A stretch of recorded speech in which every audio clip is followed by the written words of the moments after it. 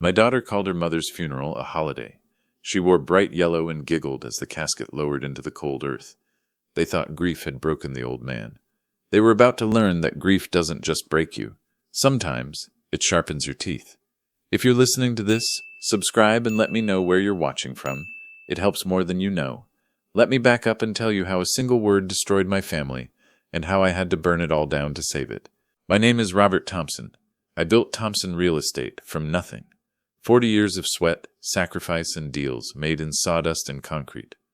My wife, Eleanor, was the quiet strength behind it all. She was the bedrock, the foundation. And then she got sick. The day we buried her, the sky was the color of old steel. Cold, hard, unforgiving. It felt like the world knew what was lost. I stood by the casket, my hand on the polished mahogany. It was smooth and cold. Inside was 40 years of my life. I felt empty, hollowed out. But the real chill didn't come from the wind. It came from my daughter. Chloe stood 10 feet away, our only child. She wore a bright yellow dress, lemon yellow. It was loud, jarring, completely wrong for a funeral. It screamed for attention while the rest of us whispered our goodbyes. She was whispering to her husband, Mark Davis. Mark, a man whose ambition was a lot bigger than his talent. He always wore too much cologne. It choked you. He had a habit of checking his reflection in every shiny surface. His expensive suit couldn't hide the cheapness underneath. I saw the smirk on his lips before I heard her words. The wind carried her voice, faint but sharp as broken glass. Chloe adjusted the expensive silk scarf around her neck. She always did that when she was pleased with herself. She scanned the crowd, not looking for comfort, looking for contacts, calculating the social capital. Mark squeezed her arm. His eyes weren't on the casket. They were fixed on me, cold, measuring, waiting for me to crumble. Then Chloe spoke, a giggle, sharp and high, cutting through the solemn air. Honestly, Mark, this day feels like a holiday, she whispered, loud enough for me to hear. Finally, we can breathe, breathe. My wife, the woman who raised her. She was being lowered into the ground, and my daughter felt like she was on vacation. My lungs seized up, the world tilted. For a second I forgot how to breathe myself. The betrayal wasn't just the words, it was the giggle. The sound of the first shovel of dirt hit the casket lid. It echoed like a gunshot. I flinched. The sound cut right through me, but Chloe didn't even look. She was already moving on. They thought they were about to inherit everything. The company, the properties, the decades of hard work Eleanor and I poured into our lives. They saw my grief as weakness, an opportunity, a window to climb through and take what wasn't theirs. But they were wrong. Dead wrong. This wasn't just a funeral. It was the beginning of a war. The cemetery air was heavy. Lilies and damp earth. The mourners started to leave, whispering condolences, empty words. Chloe and Mark approached me. There were no tears in Chloe's eyes, no sadness, just impatience. She couldn't wait for it to be over. She kept tapping her expensive shoe on the gravel path. Tap, tap, tap. Dad, Chloe began. Her voice dripped with false sympathy. It was a tone she used on clients she disliked. You look exhausted. You look exhausted. You really shouldn't be dealing with all this stress. Mark stepped forward. That suffocating cologne hit me first.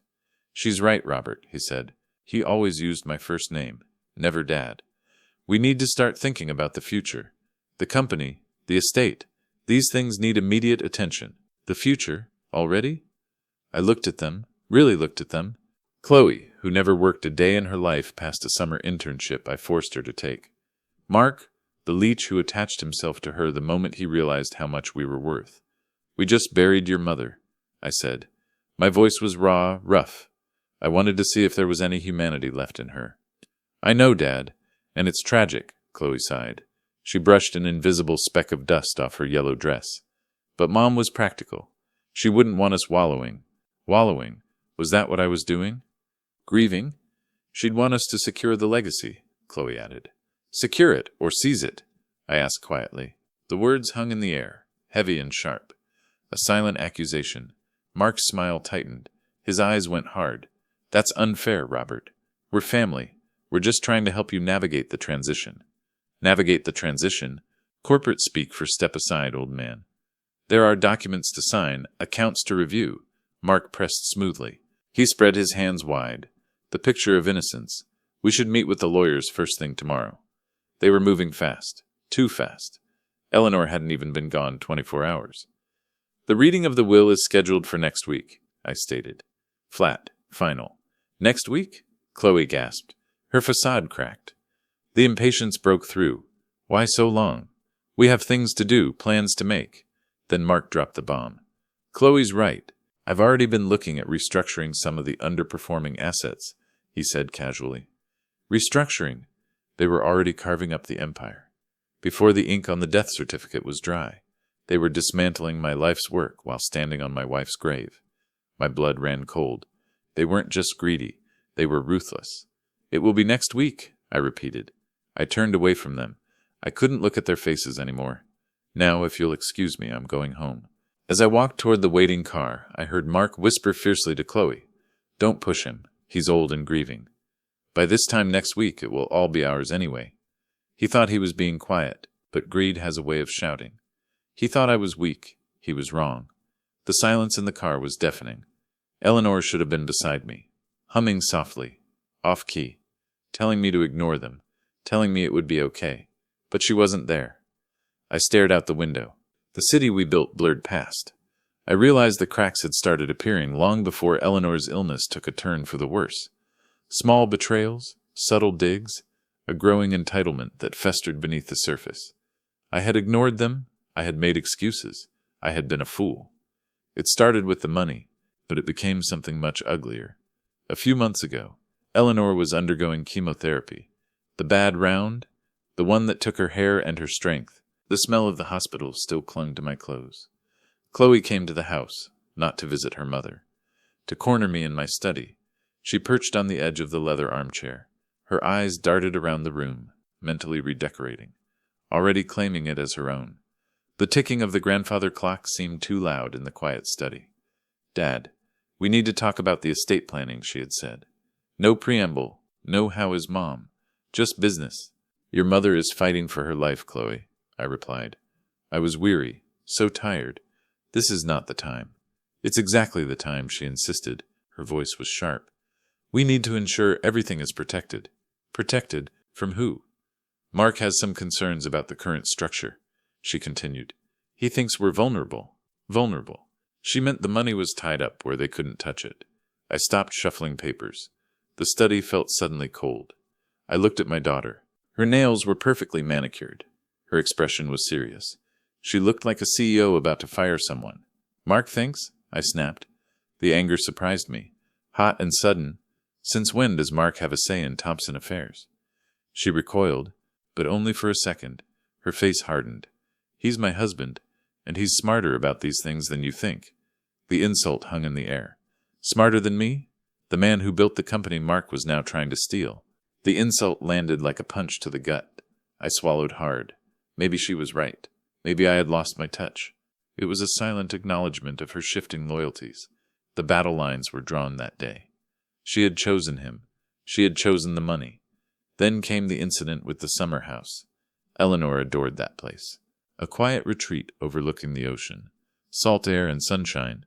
Our happiest summers were spent there. It was sacred ground. Chloe and Mark started using it without asking. Lavish parties, loud music, strangers sleeping in our beds. They left the place in disarray. Broken glasses, wine stains on Eleanor's antique rugs. They weren't just using it, they were desecrating it. When I confronted them, Mark didn't apologize.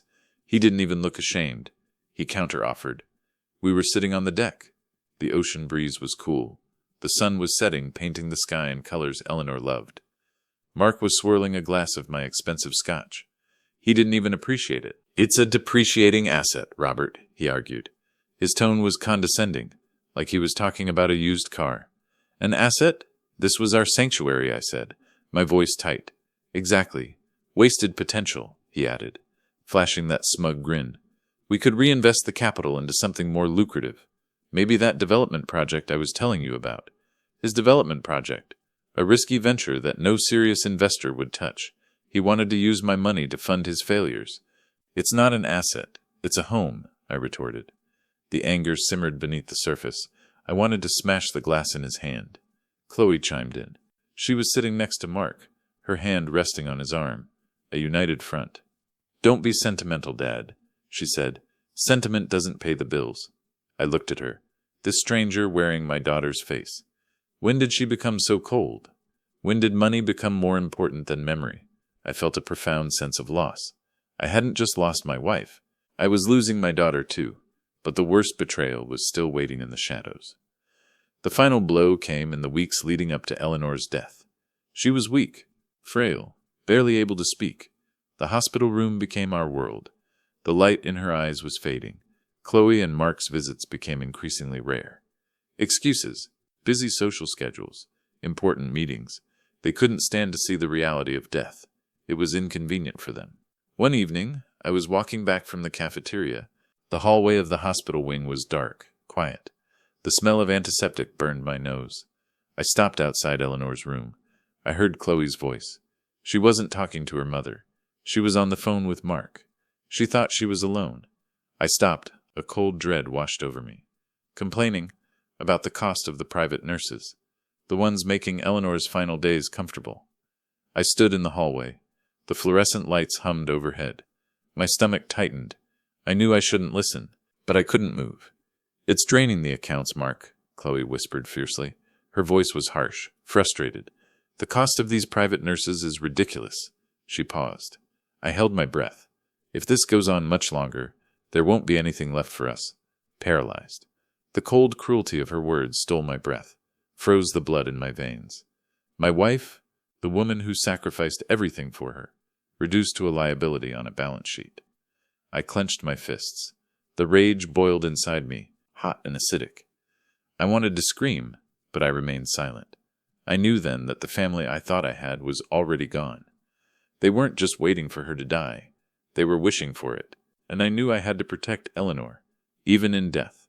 The day after the funeral, the betrayal moved from subtle maneuvering to open warfare. I woke up to the sound of banging and shuffling downstairs. It was early. The sun was barely up. The house was usually silent in the mornings. My heart pounded. Confusion warred with a growing sense of dread. I pulled on my robe and went to investigate. I expected the housekeeper. I found a battlefield. Chloe and Mark were in the living room, directing movers. Men in uniforms were boxing up Eleanor's belongings, her favorite armchair, her collection of antique teacups, her photographs, all being wrapped in plastic and shoved into cardboard boxes, erasing her. Chloe was inspecting an antique vase, tapping it with her perfectly manicured nail, assessing its value. "What is the meaning of this?" I demanded. My voice trembled. Not with fear, with rage. They were dismantling my life, my memories. Chloe didn't even look up. "We're clearing out the clutter, Dad," she said dismissively. "This place needs a refresh. It's so dated. Dated. The home we built together. The life we shared. Reduced to a design aesthetic. Clutter. Clutter? These are your mother's things." I gestured wildly at the boxes piling up. My voice cracked. "She died 2 days ago." Mark stepped forward. He placed a condescending hand on my shoulder. I flinched away from his touch. "Robert, we understand this is difficult," he said, his voice smooth and rehearsed. "But we need to make space for the future. Their future. Not mine." He smiled. A slow, predatory smile. "We're planning on moving in here," Mark continued. "Taking care of you. Moving in. Staking their claim. They weren't taking care of me. They were taking over. It wasn't just about the money. It was about control. You have no right," I whispered. The realization hit me like a physical blow. They truly believed they were in charge now. They thought I was powerless. "We have every right," Chloe snapped. Her eyes flashed with defiance. The mask of the grieving daughter was gone, replaced by the cold ambition of an heiress. "I am her daughter. This is my inheritance." "Not yet," I retorted. My voice gained strength. The fire inside me ignited. "I am still alive. This is still my house. I thought that would stop them. I was wrong. They didn't just want the house. They wanted my surrender." Mark's smile vanished. The mask slipped. The ugly ambition showed through. He stepped closer, invading my space.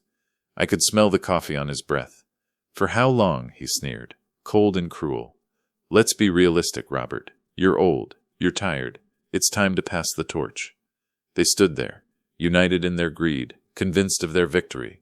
The arrogance radiating from them was suffocating. They thought they had me cornered, broken. They weren't just after the money. They were trying to erase Eleanor's memory, and they expected me to thank them for it. "Get out," I said, my voice dangerously low. The calm before the storm. Chloe laughed, a harsh, ugly sound. "Don't be dramatic, Dad. We're just trying to help. Get out of my house," I roared. The accumulated grief and anger exploded. The sound echoed through the hallway. The movers froze, startled. Chloe and Mark stared at me, stunned. They had never seen me angry. They thought I was weak, manageable. They hadn't expected a fight. They expected surrender. They were discovering their mistake. Mark recovered first. His eyes narrowed. He didn't like being challenged. "Fine, we'll go," he spat. "But this isn't over, Robert." He turned to the movers. "Leave the boxes. We'll be back." He grabbed Chloe's arm and pulled her toward the door. "And when we do," Mark added, looking back at me, "things will change around here." They left. The front door slammed shut. The sound rattled the windows, leaving me alone in the echoing silence of the violated house. The silence was a shroud. I collapsed into the nearest chair. It wasn't Eleanor's armchair. That was already boxed up. The weight of the betrayal crushed me. The silence in the house was no longer peaceful. It was heavy, suffocating. I felt utterly alone, adrift in a sea of grief and rage. I looked at the boxes scattered around the room, the physical evidence of their violation. They had taken control, not just of the house, but of my life. I was a prisoner in my own home, a spectator to the dismantling of my world. I was tired, so tired. I closed my eyes. The exhaustion washed over me, deep and profound. I wanted to give up, to surrender to the grief. Let them have it all. The money, the company, the house. What was the point of fighting when the one person I was fighting for was gone? I sat there for a long time. The shadows lengthened. The house grew cold. I looked in the mirror in the hallway. An old man stared back at me. Gray hair, tired eyes. Defeated. Maybe they were right. Maybe I was finished. Then I smelled it. A faint scent. Lavender and sandalwood. Eleanor's perfume. My eyes snapped open. I looked around the room, confused. On the floor, half hidden under a pile of discarded books. A splash of color. A silk scarf. Eleanor's favorite. The blue one I bought her in Paris. It must have fallen out of one of the boxes. A small act of rebellion. I picked it up, the soft fabric, cool against my skin. The scent intensified, triggering a cascade of memories. Eleanor, her eyes sparkling with laughter as we danced in this very room. Eleanor, her hand resting gently on my arm as we faced down business rivals. Eleanor, her voice unwavering as she told me how proud she was of the life we had built. She was strong. She was fierce. She never backed down from a fight, and she expected the same from me. A sudden clarity pierced through the fog of grief. Eleanor was not gone. She was here, in every brick, every memory, every fiber of this house, and I would not let them erase her. The exhaustion evaporated, replaced by a cold, focused determination. I was no longer a grieving old man. I was Robert Thompson, the man who built an empire from nothing, and I would defend my wife's legacy to my last breath. They wanted a war. I would give them one. I walked into my study. The room felt different now, sharper, focused. They hadn't gotten to the important documents yet. I picked up the phone. I dialed a number I knew by heart. Samuel Peterson, a familiar voice answered. Samuel, our family lawyer. A trusted friend. He was sharp, meticulous, and fiercely loyal. He always adjusted his glasses before delivering bad news. I needed him now. Samuel, it's Robert. Robert. Was so sorry to hear about Eleanor, he said, his voice warm with genuine sympathy. I was at the funeral, but I didn't want to intrude. I appreciate that, Samuel, but I need your help. I paused. The words were hard to say out loud. Chloe and Mark, they're moving fast. I assumed they would, Samuel sighed. The sigh of a man who had seen too much family greed. They've been circling like vultures for months. They called me last week asking about the terms of the estate. They couldn't even wait until she was gone. They tried to clear out the house today, I told him. They think they've already won. They're in for a surprise, Samuel said, a hint of steel in his voice. Eleanor was smarter than all of us. She knew, Robert. She knew what they were planning. Eleanor, she always saw things I missed. We arranged to meet the next day to review the details of the will. As I hung up the phone, a sense of calm settled over me. The fight was far from over, but for the first time since Eleanor's death, I felt a glimmer of hope. I wasn't alone in this fight. Eleanor was still with me, but the secret Samuel was about to reveal would change everything. The next morning, I met Samuel at his office, downtown. The mahogany-paneled room smelled of old paper and leather. Stability, order, but the atmosphere was tense, heavy with unspoken truths. Samuel poured me a cup of coffee. His expression was grave. "Robert, before we discuss the will, there are some things you need to know," he said, adjusting his glasses. Bad news was coming. Things Eleanor told me in confidence. I leaned forward. My heart pounded. "What things?" I had a feeling this was going to shatter me all over again. "Chloe and Mark, they weren't just greedy," Samuel said, his voice low. "They were manipulative." He paused, took a deep breath. He couldn't look me in the eye. "They tried to pressure Eleanor into changing the will. On her deathbed." I froze. The coffee cup trembled in my hand. "They what?" The room spun slightly. The audacity, the cruelty, to torment a dying woman. Their own mother, for financial gain. It was monstrous. "They cornered her at the hospital," Samuel continued, his voice tight with anger. "When you weren't there, they told her you were losing your grip, that the company was in trouble, that they were the only ones who could save it." Lies? All lies. Thompson Real Estate was stronger than ever. "They tried to convince her to sign everything over to them," Samuel finished. I felt sick. My ears rang. For a second, I forgot how to breathe. I thought the illness took Eleanor, but the final blow came from her own daughter. She refused. "Of course," Samuel said quickly. "She saw right through them. She was furious, devastated. She called me the next day. We made some adjustments to the will." "Oh, adjustments." Eleanor's final move, her checkmate. But she was scared, Robert. Scared of what they would do to you after she was gone. That's when Samuel told me about the investigation. "It gets worse, Robert," Samuel said. "Worse? How could it possibly be worse?" "Eleanor asked me to do some digging into the company accounts. She suspected something was wrong." He signaled to the door.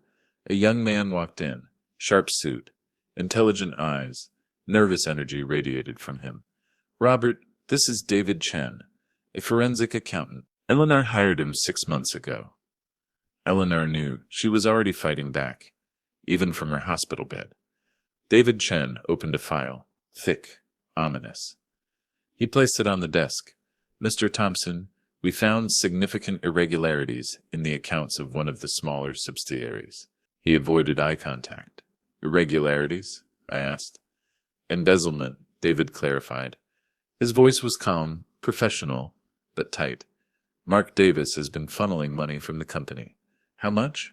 "Small amounts at first," David continued, pointing to a spreadsheet. "But it adds up. Over the past 2 years, he's taken nearly $500,000. $500,000. Stolen from the company I built. From Eleanor." The air left the room. They weren't just waiting for the inheritance. They were actively stealing it. "He was using it to fund their lifestyle," Samuel added. "The cars, the parties, the designer clothes, and to bankroll his own failing business ventures. That development project he kept pushing, it's a money pit. He's drowning in debt, Robert. He was desperate. Mark wasn't a successful businessman. He was a fraud, a thief. This changed everything. It wasn't just about honoring Eleanor's wishes anymore. It was about justice. As I absorbed the revelations, I heard a commotion in the hallway. Voices raised in anger, demanding voices. The door burst open. Chloe stormed in, Mark close behind her. "What is going on here?" Chloe demanded, her eyes flashing with anger. She was dressed in designer clothes, paid for with stolen money. "We saw your car outside, Dad. Are you trying to cut us out?" The paranoia was astounding. "Chloe, this is a private meeting," Samuel said sternly. He stood up, placing himself between me and them, a silent protector. "I don't care," Chloe shrieked. I am the heir to the Thompson estate, and I will not be excluded from these discussions. The entitlement was breathtaking. She truly believed everything belonged to her. Mark stepped forward, his face a mask of false concern. We're just worried about you, Robert. You're vulnerable, and we don't want anyone taking advantage of you. The hypocrisy was astounding. I looked at them, the realization of their crimes simmering beneath the surface. I felt a strange sense of calm, the calm of a man who knows he holds all the cards. You're right, I said calmly, my voice devoid of emotion. I am vulnerable, and I need protection. Chloe and Mark exchanged a triumphant look. They thought I was capitulating, surrendering control. They thought they had won. We're glad you see it that way, Chloe said. Her tone softened, dripping with false sweetness. We can handle everything from here. You just focus on grieving. Oh, I intend to, I replied. A cold smile played on my lips. But not in the way you think. I stood up, my eyes locking with Mark's. His confidence wavered for a moment, a flicker of doubt in his eyes. The reading of the will is still scheduled for next week. I suggest you both be there. As I walked out of the office, I felt a renewed sense of purpose. The confrontation was coming, and I was ready. In the days leading up to the reading of the will, Chloe and Mark escalated their campaign of intimidation. They called me incessantly, alternating between threats and false concern. You need to reconsider, Robert, Mark warned me on the phone. We can do this the easy way or the hard way. I'm not afraid of you, Mark, I replied, my voice calm. You should be, he spat, and hung up. They tried to access the company accounts. David Chen had locked everything down. Their access was revoked. Their company credit cards were declined. They showed up at the office, demanding to see the financial records. I had security escort them out. Chloe was furious, screaming obscenities in the lobby. The staff was shocked. The facade of the happy family was crumbling. They were starting to panic. The cracks were showing. If this story is keeping you hooked, drop a like. It means more than you know. I knew we had the financial fill. Thanks to David Chen. But the deathbed manipulation, that was personal. That was cruel. I needed a witness. I needed someone who was there. I remembered the private nurses, the ones Chloe complained about. They must have seen something, heard something. I tracked down Maria Sanchez, Eleanor's favorite nurse. A compassionate woman with kind eyes and a quiet strength. We met at a small cafe near the hospital. She was hesitant to talk, reluctant to get involved, loyal to her patient's privacy. Maria, I said gently, I know what they did to Eleanor. I need to know the truth. I need to protect her legacy. Tears welled up in Maria's eyes. She twisted a napkin in her hands. It was awful, Mr. Thompson. They were relentless. She recounted the visits, the hushed arguments, the pressure.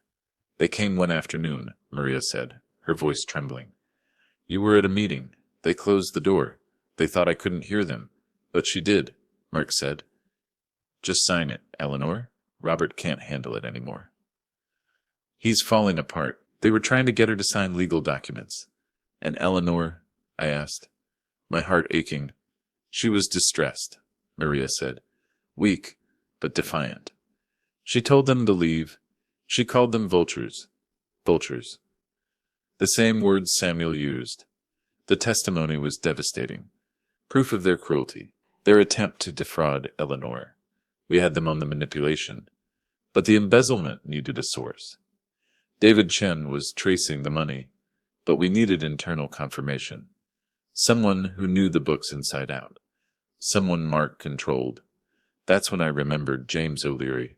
James O'Leary, our former CFO, brilliant accountant, fired by Mark 6 months ago. Mark claimed James was incompetent. I suspected he was too honest. I called him. We met at a small diner downtown. James looked tired, defeated. He hadn't found another job. Mark had blacklisted him in the industry. James stirred his cold coffee. He looked around the diner nervously. I shouldn't be talking to you, Robert. Mark, he made threats. He was hiding money, Robert, James confessed. His voice low. He created fake invoices. Shell companies. He was bleeding the company dry. I tried to stop him. That's why he fired me. James pulled out a flash drive. He handed it to me. It's all here. The real books. I kept copies. I wanted to tell you, but I was scared. For my family, I looked at the flash drive, the weapon we needed to destroy him. Their most cruel act came a few days before the meeting. I came home. The house felt different, empty. I walked into the living room and stopped. The grand piano was gone, Eleanor's prized possession. The one she played every evening. The heart of our home, gone. The silence in the room was deafening. I called Chloe. My hands were shaking. My voice trembled with rage. Where is the piano? Oh, that old thing? She replied dismissively. Her voice was cold, indifferent. I sold it, like it was nothing. It was taking up too much space. She continued. We're having a modern sectional delivered tomorrow. A modern sectional, replacing Eleanor's music with cheap furniture. The silence stretched. I couldn't speak. The cruelty was breathtaking. Not for the money, but simply to erase her memory. The cold, calculated erasure. How could you? I whispered. Oh, don't be so sentimental, Dad. Chloe sighed. It's just a piano. It wasn't just a piano. It was Eleanor. I hung up the phone. The silence in the room amplified the emptiness. But instead of despair, I felt a cold resolve hardening within me. They had shown their true colors, their greed, their cruelty, their complete lack of respect, and now it was time for them to face the consequences. But the biggest bombshell was yet to come, the final secret that Eleanor's investigation uncovered. David Chen called me late that night. His voice was urgent. Mr. Thompson, I found something. Something big. James O'Leary's flash drive filled in the missing pieces. I met him at the office. The building was dark, empty. The only light came from the glow of the computer screens in David's temporary workspace. I traced the money trail, David said, pointing to a complex diagram on the screen. Mark wasn't just embezzling. He was laundering the money through a shell corporation. And the shell corporation? I asked, a cold dread creeping up my spine. It's owned by Jackson Enterprises. Jackson. Arthur Jackson. My oldest business rival. A ruthless competitor who would do anything to destroy me. We hated each other for 30 years. Why would Mark be paying Jackson? I asked, confused. He wasn't paying him, David corrected. He was partnering with him. Mark was selling company secrets to Jackson. Confidential information. Our bids, our strategies, development plans, corporate sabotage. He was trying to undermine Thompson Real Estate. I realized, the pieces falling into place. He wanted the company to fail, so he could help Jackson buy it cheap, after my collapse. It wasn't just greed. It was an assassination attempt on my life's work. Everything I built, everything Eleanor and I built. The depth of the betrayal was staggering. They wanted to destroy everything. My daughter, my son-in-law, my rival. They were all vultures, circling, waiting for me to die. I looked at the evidence spread out before me. The proof of their crimes, the testament to their cruelty. I was ready for the final battle. The day of the reading of the will arrived. The air in Samuel's office was thick with tension. Chloe and Mark sat opposite me, radiating arrogance and impatience. Chloe was wearing another brightly colored dress, vibrant red, mocking the solemnity of the occasion. Mark kept checking his watch, like he had somewhere more important to be, impatient for his coronation. They thought this was a formality. It was an idsex. Samuel cleared his throat. He adjusted his glasses. The signal, the last will and testament of Eleanor Thompson. Chloe and Mark leaned forward, their eyes gleaming with anticipation. The moment they had been waiting for. The vultures were ready to feast. To my beloved husband, Robert, Samuel read, his voice strong and clear. I leave my eternal love and gratitude, and the house, the summer house, and all their contents. Chloe and Mark nodded approvingly. This was expected, the small stuff, the appetizers before the main course. They smiled at me, a condescending, pitying smile. To my daughter, Chloe, Samuel continued. Chloe held her breath. Her smile widened. I leave a trust fund, to be managed by my husband, Robert. Chloe's smile faltered. A trust fund, managed by me? This trust will provide a modest monthly allowance, Samuel read, contingent upon her demonstrating responsible behavior and respect for our family legacy. A modest allowance? Chloe interrupted, her voice sharp with confusion. It means you get $2,000 a month, Samuel explained. His voice flat, devoid of emotion. $2,000, Chloe gasped. Her face turned pale. The vibrant red dress suddenly seemed garish. That's ridiculous. That won't even cover my clothing budget. The entitlement was staggering. Even in the face of defeat, she couldn't see past her own greed. She looked at Mark, panic rising in her eyes. Mark was frozen, his face a mask of disbelief. And the rest? Mark interrupted, his voice tight with anxiety. The arrogance evaporated, replaced by fear. The company, the properties, the bulk of the estate. This was it, the moment of truth. Samuel adjusted his glasses again. He looked directly at Chloe and Mark, a flicker of distaste in his eyes. The remainder of my estate, he read, including all shares in Thompson Real Estate and all other assets. He paused. The silence stretched, taut. I leave to the Eleanor Thompson Foundation, a charitable organization established in my name, Samuel continued, dedicated to supporting underprivileged women in business. The silence that followed was absolute. Chloe and Mark stared at Samuel, their mouths agape, their faces frozen in shock. The realization hit them like a tidal wave. They got nothing. A charity? Chloe whispered, the word dripping with disbelief. Disgust. Yes, Samuel confirmed. Eleanor established the foundation shortly before her death.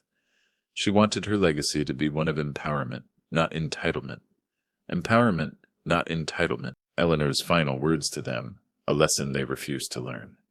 This is insane, Chloe shrieked, jumping to her feet. The chair scraped against the floor. She can't do this.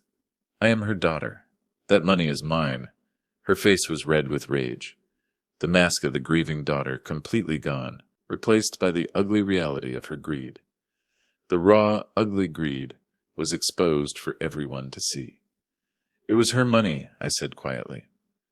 Speaking for the first time, my voice steady, strong, and she chose what to do with it. You did this, Chloe screamed, pointing a trembling finger at me, her face contorted with rage. You manipulated her. You poisoned her against me. No, Chloe, I replied, my voice calm. I looked her straight in the eye. You did this to yourself. I stood up. You treated your mother like a burden, a liability. You complained about her medical bills. You called her funeral a holiday. Chloe flinched. She knew I heard her. You disrespected her life, I continued, my voice rising, and now you will respect her death. Mark, who had been silent until now, finally spoke, his voice trembling with rage. We'll contest the will, he threatened. We'll sue you. We'll take everything you have. You can try, Samuel interjected calmly, but the will is airtight. Eleanor made sure of it. He opened the file on his desk. The evidence we had gathered. Then he dropped the first bomb. And we have evidence of your attempts to manipulate her, Samuel said. Maria Sanchez, the nurse, is willing to testify. Chloe gasped. Her eyes darted to the door, looking for an escape. And then there's the matter of the embezzlement, Mark, Samuel continued. His voice cold as steel. Mark's face turned ashen. He knew he was caught. We have the financial records, Samuel said, provided by James O'Leary and the analysis from David Chen. The unauthorized transfers, the fake invoices, and we know about Arthur Jackson, I added. My voice was cold, hard. The corporate espionage, the sabotage.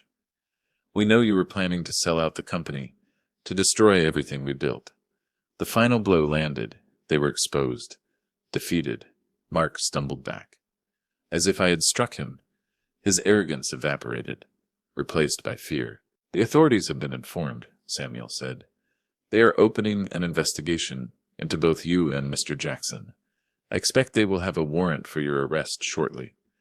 Chloe looked from Mark to me, the realization of her defeat slowly sinking in.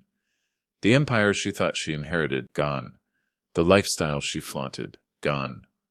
The arrogance, the entitlement, the greed, it all crumbled, replaced by a desperate, ugly despair. Tears welled up in her eyes, tears of rage and self-pity, not grief. She let out a choked sob and ran out of the office, the sound of her heels clicking frantically on the marble floor echoing in the silence. Mark hesitated, his eyes darting between the door and the signed will on the desk. He looked at me, a silent plea, a desperate appeal. I just stared back, cold, unyielding.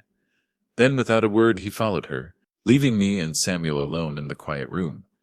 The door clicked shut. The war was over.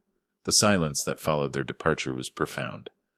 The silence of a storm that had finally passed, leaving behind a landscape forever changed.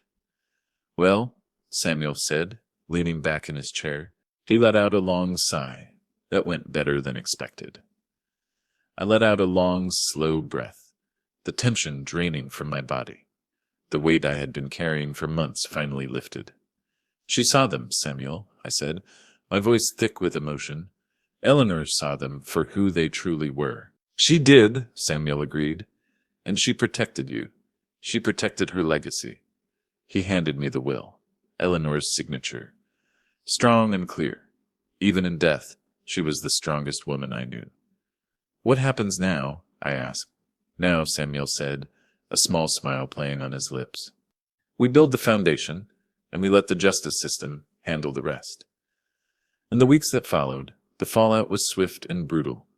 David Chen's evidence was handed over to the authorities. Mark was arrested, charged with embezzlement, fraud, and corporate espionage. Arthur Jackson was also implicated. His reputation tarnished, his company under investigation. The scandal rocked the business community. The sharks had finally turned on each other. Chloe and Mark, their lavish lifestyle, unsustainable on their meager allowance, they were forced to sell their expensive cars, their designer clothes, their illusions. They downsized to a small apartment. On the other side of town, the side they used to mock, the socialites who once flocked to their parties now avoided them like the plague. They were ruined. The irony was not lost on me. James O'Leary was reinstated as CFO, his reputation restored, a testament to his integrity and courage. Maria Sanchez received a generous donation from the foundation, a thank you for her compassion and honesty. Chloe called me once, a desperate, rambling call, filled with accusations and pleas for money. She blamed me. She blamed Samuel. She blamed Mark. She blamed everyone but herself. "Dad, please," she begged. "Mark is in jail. I have nothing. I can't live like this." I listened patiently, then told her the terms of the trust were clear: responsible behavior, respect for the legacy. Until then, the $2,000 a month was all she would get. She hung up on me, screaming that she hated me. I haven't heard from her since. I lost my daughter, but I realized I had lost her long before the funeral. The silence was a relief. The house was quiet again, but it was no longer an empty silence. It was a peaceful silence. I unpacked the boxes, reinstated Eleanor's belongings, her armchair, her teacups, her photographs. I even managed to track down the grand piano, bought it back from the dealer Chloe sold it to, put it back in its rightful place.